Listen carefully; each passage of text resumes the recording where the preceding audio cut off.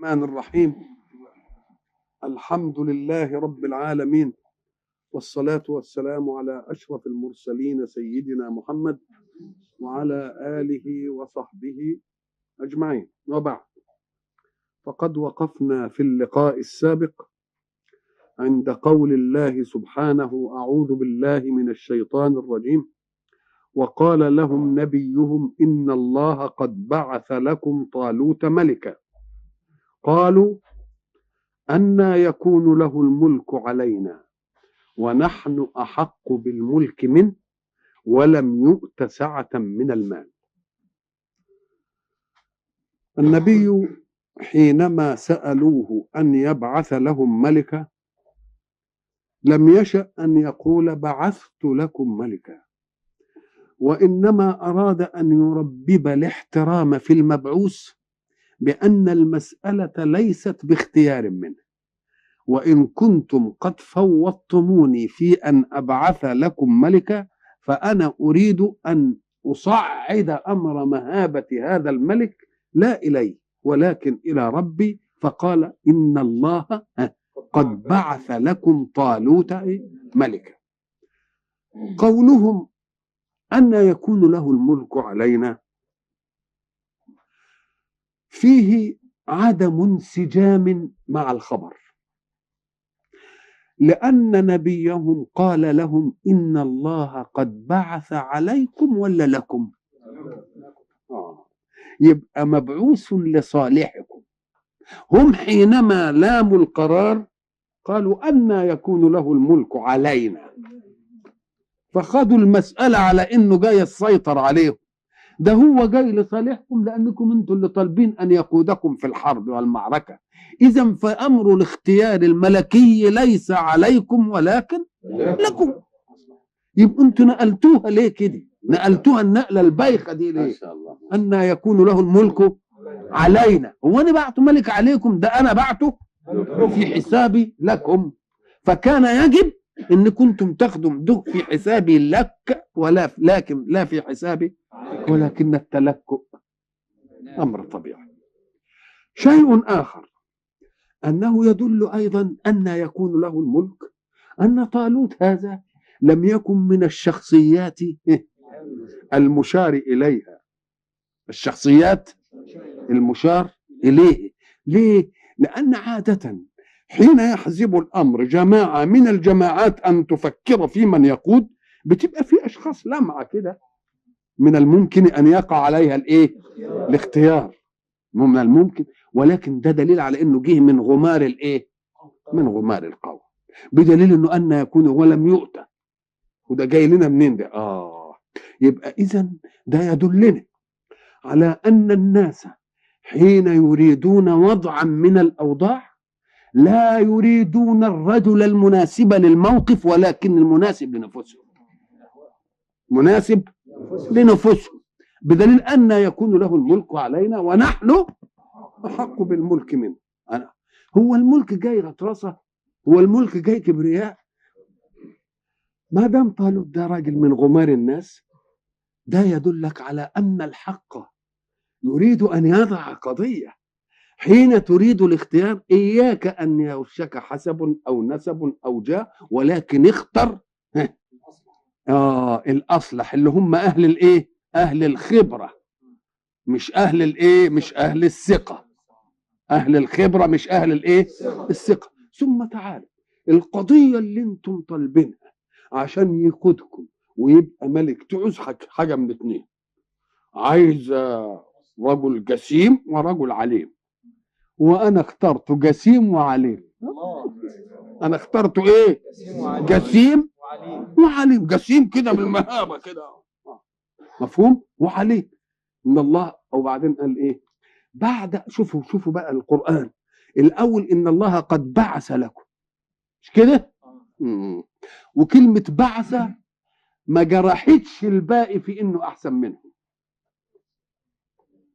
إنما لما حصل فيه لجاج قال إن الله اصطفاه عليكم. حصل لجاج بقى، نقول لهم لا، هنقولها لكم بقى: إن الله اصطفاه عليكم. كنتم الداريين والمسألة متدارية، إنما ما دام بقى كأنه لا يوجد فيكم، إن وجد فيكم أهل البسطة والجسامة ما يوجدش فيكم أهل الإيه؟ أهل العلم. إن الله إيه؟ اصطفاه عليه.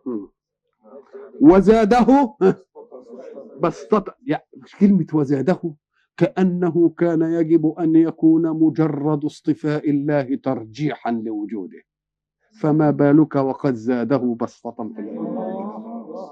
يعني علشان حتى يسد الذريعة بتاعتكم، يعني مع ان مجرد اصطفاء ربنا كان ايه؟ كان كافي، ان شاء الله يكون قميء، ان شاء الله يكون اي هو اصطفاه، لكن برضه اصطفيته وزاده بسطة. ولم يؤت سعة من المال، قال إن الله اصطفاه عليكم.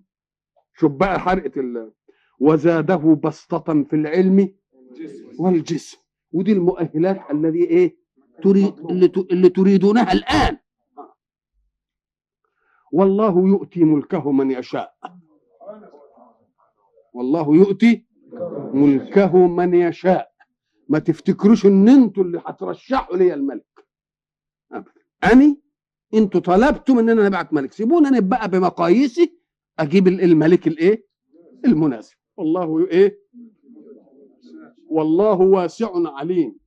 معنى واسع يعني عنده لكل مقام مقاله، ولكل موقع رجله. عنده اتساع، عنده ايه؟ اتساع. وعليم وخبير وعارف ده يصلح لدي وده يصلح لده وده يصلح لدي، مش عن ضيق، مش عن قلة رجال، مش عن قلة خبرة، مش عن قلة علم. وقال لهم نبيهم إن آية، ما دام حصل فيه لجاج كده، يبقى اللجاج دائما لون من العناد لا ينهيه إلا الأمر المشهدي المرئي الذي يلزم الحجة بقى، اللي هي نجيب له بقى معجزة بقى، نجيب له إيه؟ معجزة. ما دام المسألة وصلت كده، ولا استقبلوش الأمر الله، لو استقبلوا أمر الله من تأكد انت. قال آية ملكه، آية ملكه يعني علامة إنه ملك وإن الكلام ده صحيح. شوف أدب النبوة حتى، مع أنهم هم رايحين للنبي يقولوا له ابعث لنا إيه؟ ملك. وقال إن الله إيه؟ وجاب لكم، ومع ذلك قال هنجيب لكم علامة عشان إيه؟ عشان تصدقوا. مع ان كان الاصول والمنطق ما دام راحوا له على انه نبي، انهم ما يدخلوش وياه في هذا اللجاج ولا في هذا الجدل. وقال لهم نبيهم ان آية ملكه ان يأتيكم التابوت فيه سكينة من ربكم وبقية مما ترك آل موسى وآل هارون تحمله الملائكة. ما دام حصل لجاج عايزين علامة، قال والله العلامة ان يأتيكم التابوت. لازم كلمة أن يأتيكم التابوت ناخد منها حاجتين: أن التابوت كان غائبا ومفقودا، مش كده؟ وأن التابوت ده أمر معروف الكل إيه؟ وكأن في تلهف على التابوت ده يجي. يبقى في ثلاث إيه دلوقتي؟ ثلاث حاجات. يأتيكم التابوت يبقى التابوت مفقود، خلاص؟ والتابوت معروف له، مش كده؟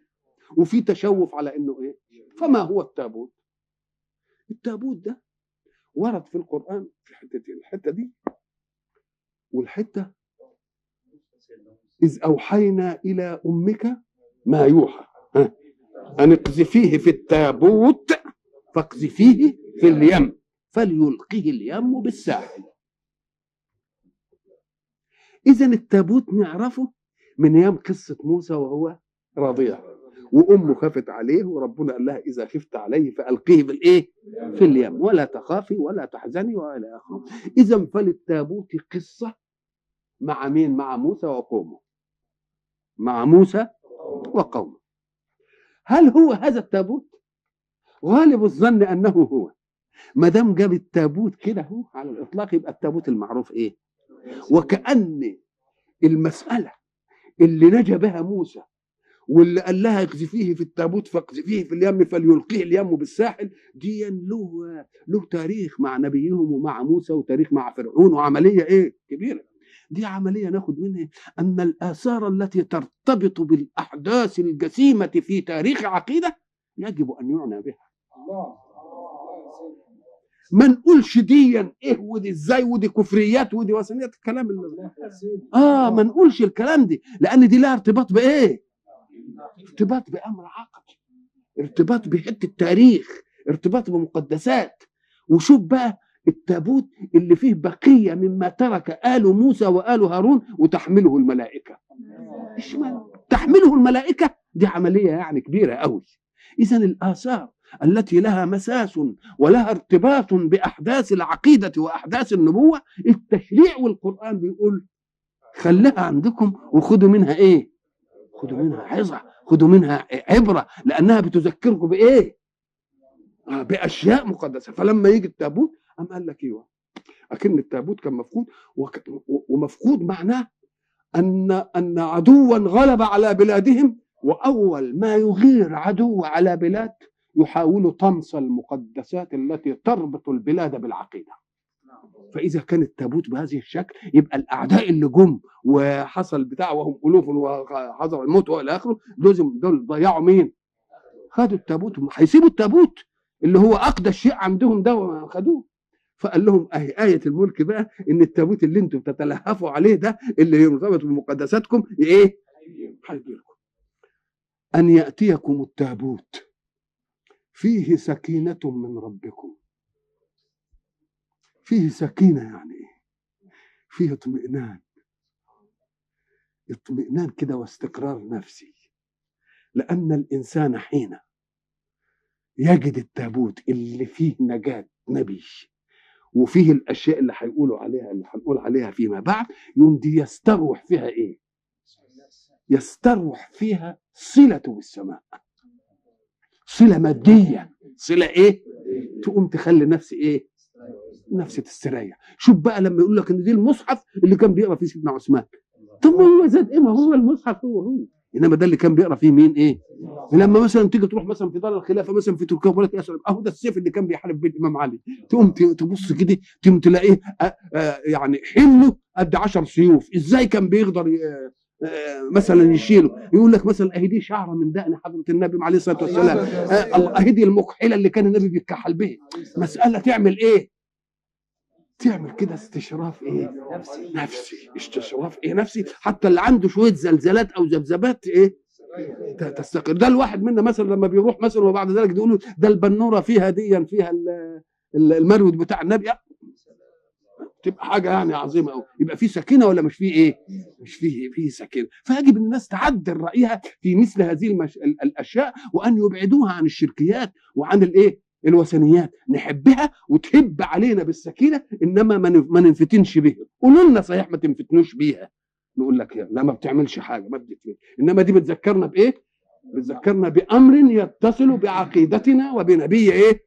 وبنبي عقيدتنا. وبعدين شوف بقى التابوت اللي فيه شويه اثار من آل فرعون وآل مين.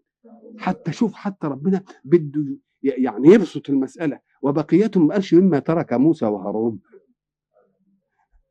مما ترك ايه؟ آل موسى وآل هارون. وكأن آل موسى وآل هارون حافظوا على اثار موسى وهارون، لان مين اللي هيحافظ عليه؟ هي برضو اثار موسى ومين؟ اثار موسى وايه؟ وهارون. وبعدين تحمله الملائكه. ايه محمول الملائكه اللي بيحمل اثار النبوه وتحمله الملائكه، يبقى دي حاجه نضن بها، دي حاجه ما نعتنيش بيها، دي حاجه ما توهكش فينا مواجدنا الدينيه. ان ايات ملكه ايه؟ ان ياتيكم التابوت. شوف بقى، المهم ان ياتي التابوت تحمله الملائكه. الله، طب ان ياتي التابوت نسب الاتيان الى التابوت. هل كان من ضمن العلامه انهم قعدوا كده وشافوا التابوت جاي كده؟ لان ما دام ملائكه هيبقوا غير مرئيين، مش كده ولا لا؟ يقوم يشوفوا الايه؟ التابوت جاي كده. انما بيقول التابوت ده ان ياتيكم تابوت، اسند المجيء لمين؟ الاتيان للتابوت. وبعدين قال تحمله الملائكه، والملائكه مش مرئيه، خلاص يبقى هيشوفوا ايه؟ يبقى بالله دي تخلع القلوب ولا لا؟ تخليهم يقولوا دي ايه ايه، ويقولوا يا طالوت انت خلاص مش كده ولا لا؟ ملك، ما فيش كلام. أن يأتيكم التابوت فيه سكينة من ربكم وبقية مما ترك آل موسى وآل هارون تحمله الملائكة. نريد أن نعرف الأشياء التي يمكن لآل موسى إنهم يحافظوا عليها من موسى، وآل هارون أن يحافظوا عليها من مين؟ من هارون. نقول يا أخي المعقول إن برضو لما الجماعة جم يتكلموا قال لك ده حتة عصا موسى، ده معقول أن تكون ولا مش معقول؟ الله، ده أداة من أداة المعجزة، ده معجزة وانقلبت حية. هل تظنون أن موسى أهملها أو قوم موسى أهملوا أو المؤمنون بموسى أهملوا العصاية اللي انقلبت حية دي مسألة مش ممكن أبدا. ده بيبقى عند الواحد من دول سيف جده عمال عامل له دولاب وعامل له، ودي عصاية وبثبت لها عصاية تكلم الله فيها. ما تلك بيمينك يا موسى؟ قال هي عصاية أتوكأ عليها. قال له إيه؟ ألقها يا موسى فألقاها قصة طويلة. هل من المعقول اللي يجي على البال كده ان العصايه دي بمجرد المساله ما انتهت خدوها ولعوها؟ يعني معقول انها ضاعت كده؟ معقول يعني ولا ده لازم محافظ عليها بايه؟ خلاها كده مش مالها صله بالسمع من امجاد مين؟ فكأن الله سبحانه وتعالى يريد انهم اهل لجاج واهل جدل واهل تلكؤ، ما امنوش بالحكايه الا ان راوا التابوت كده ايه جاي ماشي، ان ياتيكم التابوت. وبعدين بقى له جاي بها بقرطين يجروه او يجروه بلا قائد وبلا سائق، برضه يبقى فيها معجزه. بقرطين جايبينه كده اهو جاي ولا حد شوياهم يعني قد بعضهم. ان ياتيكم التابوت فيه ايه؟ وبقيه مما ترك آل موسى وآل هارون تحمله الملائكه إن في ذلك لآية لكم إن كنتم مؤمنين. في بقى أعجب من دي عشان تثبت صدق النبي في أن الله قد بعث طالوت إيه؟ ملك. إما كنتوش بقى هتأمنوا بالحكاية دي يبقوا راجعوا إيه؟ إيمانكم. راجعوا إيه؟ إيمانكم. السياق القرآني يدل على أن الله بهتهم بالحجة وبهتهم بالآية وبهتهم بالبرهان بدليل أنه حذف فقبلوا طالوت ملكا ونظم طالوت الحرب ومش عارف وقام وقعد وفصل طالوت بالجنود.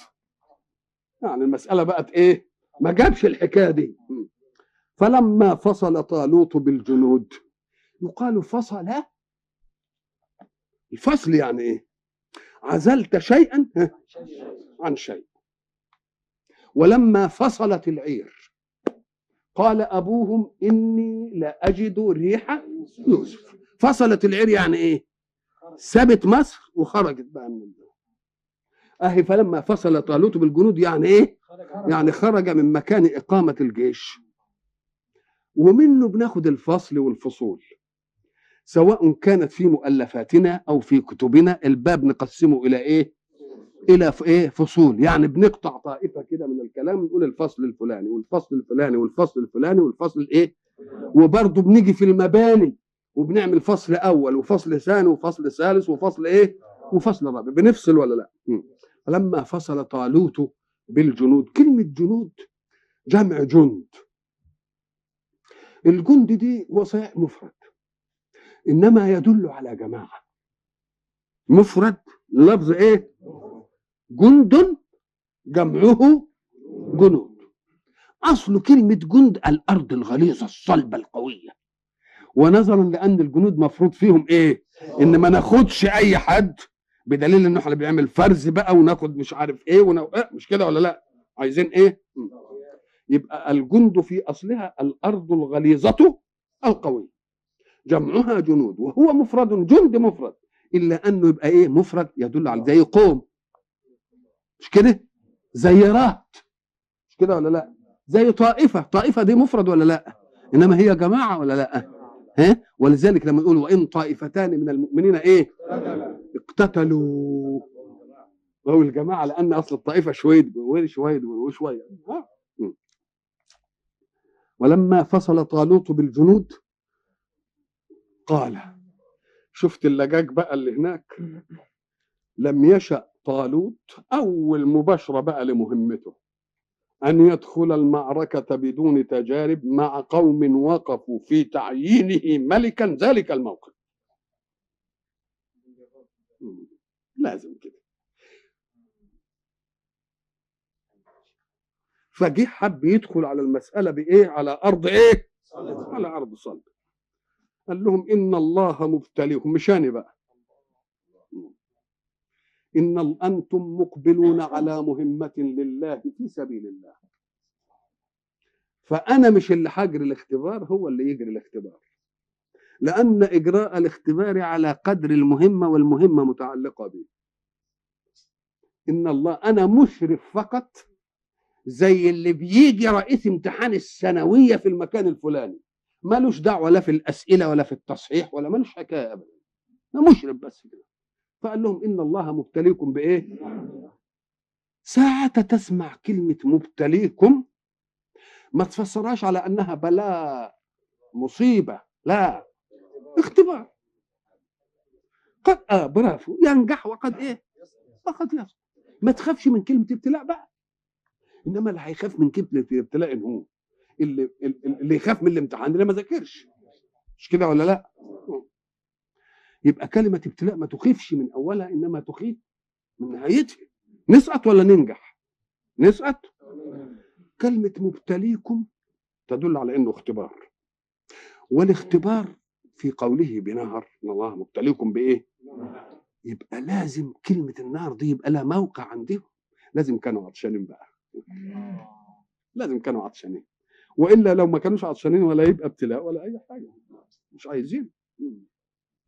شوف احنا خدنا بناخد من ايه، شوف القرآن وتركيبه، القرآن وتركيبه بيوحي لك باشياء ما النفس مش، لانه كلام رب. ان الله بايه؟ فمن شرب منه فليس مني، لان ما دام على عطش ساعة يرون الماء يبقى الكل ايه يعب منه عبا، مش كده؟ فقال لهم ربنا بقى مبتلي، جاب لكم ماء صحيح انتوا عطشانين، انما الميه جت هنا، ما ربنا هيعمل امتحان هنا. من شرب منه فليس مني. ليه؟ لانه دليل على انه ساعة راى ما يحبه ويشتهيه اندفع ونسي امر الله، مش كده؟ يبقى الفانيه عنده دي اولى من هناك، يبقى ده مش مامون على انه يجي ويانا، انما اللي مامون على انه يجي وياه وعطشان كده وشاف الماء وبعدين قال له ربنا مش عايزك تشرب مني، يبقى اثر مطلوب الله على مطلوب بطنه. سبحان الله. يبقى اهل لان يؤتمن ولا لا؟ ومع ذلك لم يقسو الله في الابتلاء، فاباح ما يفك العطش، مش عملها بقى كده يعني، قال لا، إن الله مبتليكم بنهر فمن شرب منه فليس مني ومن لم يطعمه فإنه مني إلا من اغترف غرفة بيده فشرب. يعني هو مسامح لكم انكم ايه بالضبط كده تبلوا ريقكم، انما ما تقربعوش.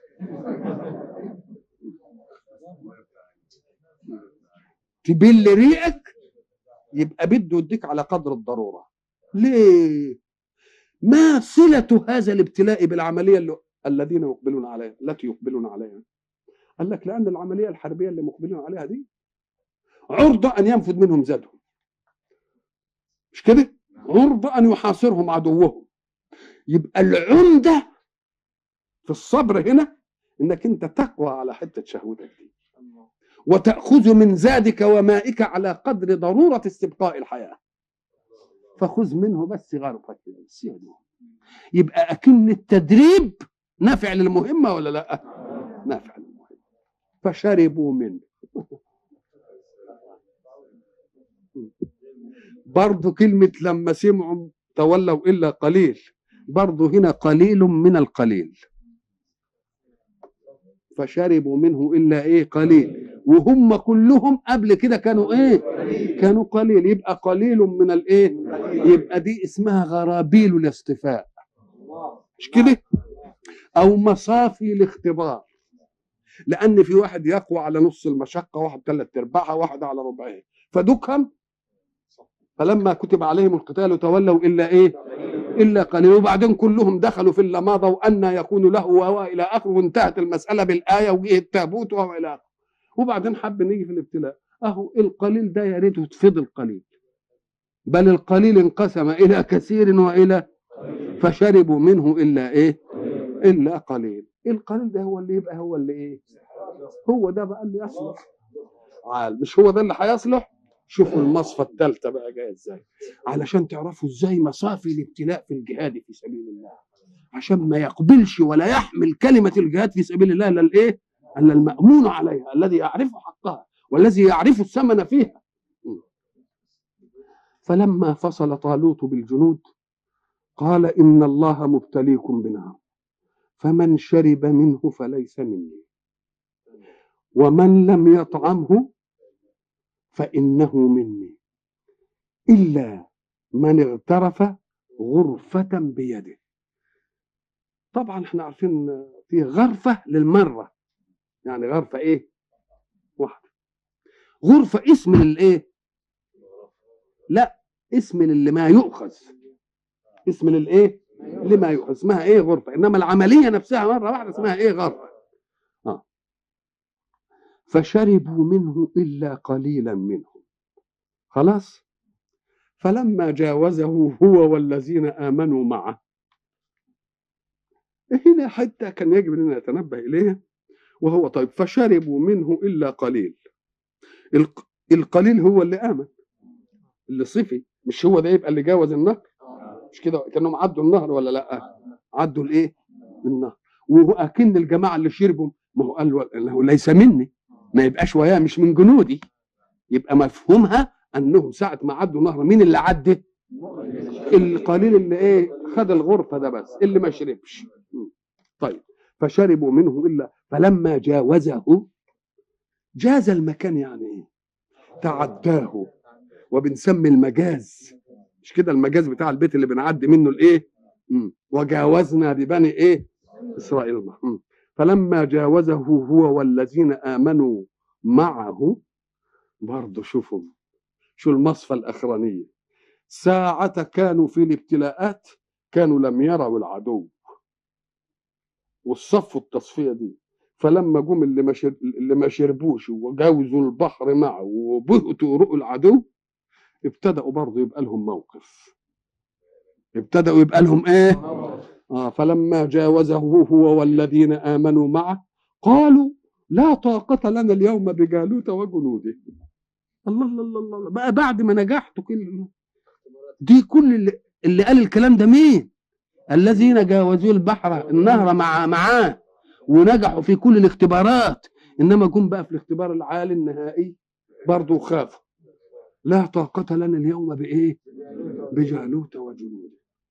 خد بقى، قال الذين يظنون أنهم ملاقوا الله. ادي فايدة المواجيد بتختلف وإن اتحدت المرائي. الذين جاوزوا انقسموا قسمين، قسم رأى جالوت وجنوده، والقسم الثاني برضه رأى جالوت وجنوده، بس ما انقسموش عند الرؤية، انقسموا عند المواجيد التابعة للرؤية. واحد ايه؟ خاف، وواحد ما خافش، مش كده؟ فاللي خاف قال لا طاقة لنا اليوم بايه؟ بجالوت وجنوده. ادي النزوع بتاعه، يبقى خاف، رأى جالوت وجنوده فوجد الخوف منه في نفسهم فقال لا طاقة لنا الايه؟ يبقى عملية شعورية ثلاثة ولا لا؟ إدراك ووجدان ونزوع. طيب وقال الذين يظنون أنهم ملاقوا الله، هم شافوا برضه ولا لا؟ والموجود بتاع ما خافوش. ليه؟ مؤمنين بالايه؟ مؤمنين بالله. اذا فالمرائي قد تتحد، ولكن المواجيد تختلف والنزوع يختلف باختلاف المواجيد. وقال الذين يظنون انهم ملاقوا الله كم من فئة قليلة غلبت فئة كثيرة، كأنهم أدخلوا في حسابهم ربهم ودكهم عزلوا عن حسابهم ربهم، فهم منطقيون مع أنفسهم لأنهم رأوا نفسهم قلة ودكهم إيه؟ لانهم معزولين عن حضانه الله. انما اللي حاسب نفسه في حضانه الله يبقى يستقل دكهم ولا ما يستقلهمش؟ يستقلهم. كم من فئه قليله الا قال الذين يظنون انهم ملاقوا الله. لك ان تقول الذين يظنون، مجرد ظنهم انهم يلاقوا الله جعل لهم هذه العقيده، مجرد الظن. فكيف اذا كان يقين؟ طب ملاقوا الله جزاء في الاخره ولا ملاقون الله في المعركه؟ وياهم ربنا مش هيسيبهم. يبقى تنفع كده وتنفع ايه؟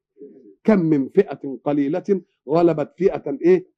كثيره باذن الله والله مع الصابرين. ايه يعني مع الصابرين؟ ام قال لك لان فيه معارك يفوز بها الاقدر على الصبر، الاقدر على الصبر. ولذلك هناك في قوله سبحانه وتعالى بلى ان تصبروا وتتقوا ويأتوكم من فورهم هذا يمددكم ربكم ب5 آلاف. هو يقول لهم ألن استقولوا للمؤمنين ألن يكفيكم أن يمدكم ربكم ب3 من الملائكة منزلين؟ هيمدكم بكام؟ ده الوعد. بلى يمدكم ب3، وإن تصبروا نمدكم بإيه؟ نمدكم بإيه؟ ب5. بكأن التبرع بكام؟ ب3. وإن تصبروا وتتقوا نجيب لكم كمان إيه؟ إذا المدد يجي على قدر إيه؟ على قدر الصبر. ليه؟ أم قال لك لأن حنان القدرة عليك ساعتها يجدك تتحمل المشقة، يوم يحن عليك ويجيب لك. أنا ضربت لكم مثل زمان وقلت اذهبوا أن إنسان تاجر جملة كبير وجلس أمام الخان، يسموه ايه الدكان الكبير يعني الوكاله، وبعد ذلك عربيات النقل جايبه له السحاحير والبضائع، والعمال عم كل واحد يحملوا ايه الصندوق ويدخله في الوكاله. وبعد ذلك جاء حمل صندوق فغلبه الصندوق. اتاري ثقله ما هو زي ثقل الايه الصناديق اللي فاتت. والرجل يجلس أمام محله ورأى أن الصندوق يغلب العامل. ماذا يكون الموقف؟ والعامل يحاول بلا شعور تلتفت يلاقيه مندفع وقام كده وياه. كذلك ربك، كذلك ربك عايزك تستنفذ أسباب المعطى لك. فحين تستنفذ الأسباب برجولة وثبات وصبر تجد معونة الله. يقول هذا يستحق أن يعان.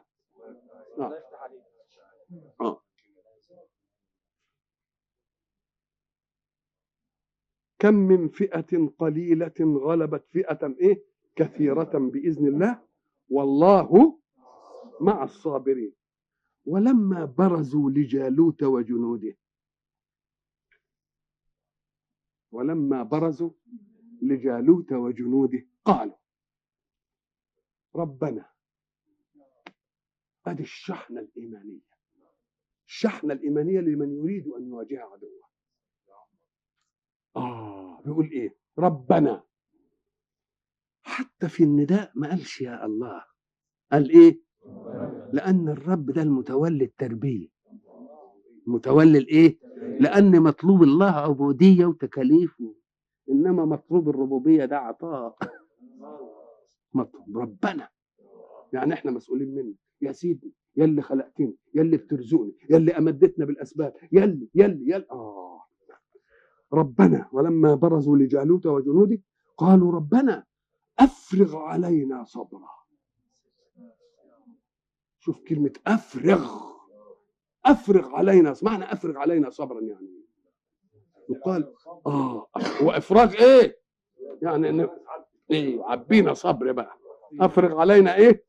افرغ علينا صبرا يكون اثره ان تثبت اقدامنا. يكون اثر الصبر ده ان ايه؟ ان تثبت وثبت اقدامنا.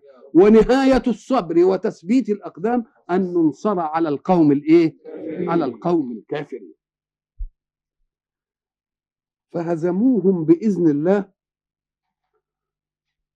هزم تدل على فرار من كان يحب أن يكون كرا، لأن فيه كرة وفيه فر. المحارب يحب أن يكون كر دائما، فحين يلجأ إلى أن يفر نشوف هل الفرار هذا احتراف لقتال، يبقى لسه ما ثبتتش هزيمة. لكن إن كان الفرار لغير كرة يبقى هي دي الإيه؟ هي دي الهزيمة.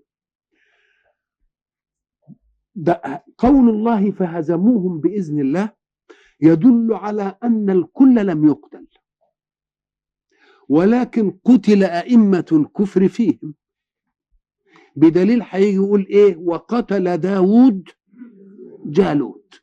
يبقى جالوت ده هو اللي كان إيه؟ كان الزعيم. يبقى إذن هذا يدل على أن الهزيمة معناها أن يصير إلى فرار من كان يحب أن يكون إيه؟ كرة.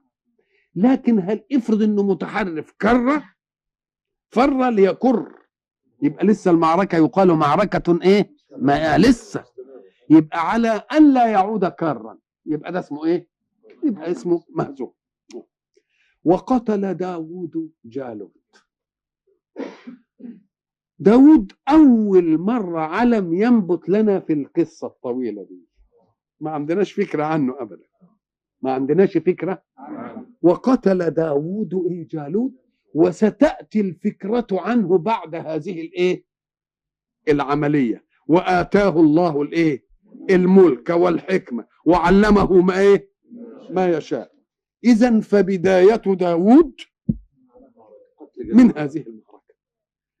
حبينا بس نعرف حاجة، يعني ادانا العالم اهو ده اللي هو داود، لأنه له هيبقى له قصة وهيجي منه سليمان وقصة طويلة. قال لك إن داود ده كان أخ ل10 وكان أصغرهم، وقال لهم النبي إن اللي هيدخل علشان المعركة دي لازم يجي درع موسى على مقاسه. الدرع اللي كان موسى بيلبسه يجي على إيه؟ فأبو داود جاب أولاده كل ما يا واحد يلبس الدرع ما يجيش على مين؟ على قده، لحد ما جه داود أصغرهم وجاء الدرع على إيه؟ على قده. وبعدين دخل به الإيه؟ المعركة، فقتل القائد بتاع مين؟ بتاع جيش العدو، طبعا صغير. حكمة الله في أن يكون ذلك الصغير هو القاتل لكبير القوم. دي تدلنا على أن داود لما جاءت هذه له بالفتح العظيم، وربنا اداله الايه؟ ملك، واداله حكمة، وعلمه منطق الايه؟ الطير. والحكاية الطويلة دي جاءت نتيجة ايه؟ ان هو قتل مين؟ ام هو احب الحكاية دي قوي، والدرع ده بقى عنده لذيذ، ولذلك كان امله ان ربنا يعلمه، ولذلك لم يتخذ صنعة في حياته الا عمل الدروع. وألان الله الايه؟ الحديد. وعلمناه صنعة لبوس لكم لتحصنكم من ايه؟ من بأسكم. علموا صناعة الايه؟ دروع، ودروع ايه؟ سابغات، ان اعمل سابغا وقدر في الايه؟ في السر. شوف دليل على ان الانسان يحب الشيء الذي له صلة برفعة شأنه، فحب ان دي ربنا عملها له ايه؟ عملها له ايه؟ صنع.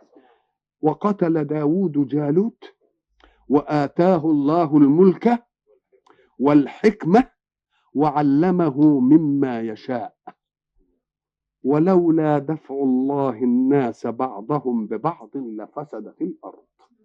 يأتي الحق بقضية كونية في الوجود، وهو أن الحرب ضرورة اجتماعية ما دام الناس مجتمعين، وأن الحرب يدفع الله به الناس عن الناس، وأنه لولا وجود قوة أمام قوة يفسد العالم. لو تسيطرت قوة واحدة في الكون كان يخرب الكون. إيه اللي بيعمر الأكوان؟ إنه توجد فيه قوة وقوة إيه؟ ولذلك تجد العالم محروس دائما بالقوتين الإيه؟ لازم كده، وإلا لو كانت قوة واحدة كانت إيه؟ تعم الإيه؟ تعم الضلال. تجدوا مثلا قديما يجي يقول لك مثلا إيه؟ أمة فارس في الشرق وأمة الإيه؟ الرومان في الإيه؟ في الغرب. دلوقتي برضو عندنا ايه؟ عندنا مثلا كذا. يبقى لولا دفع الله، ومعنى الدفع معناها ايه؟ دفعه، دفعه يعني ايه؟ رده عن مراده. يبقى مراد الناس ان يوجد ايه؟ شر، والله يدفع الشر بالايه؟ والشر بالشر. والى لقاء اخر ان شاء الله.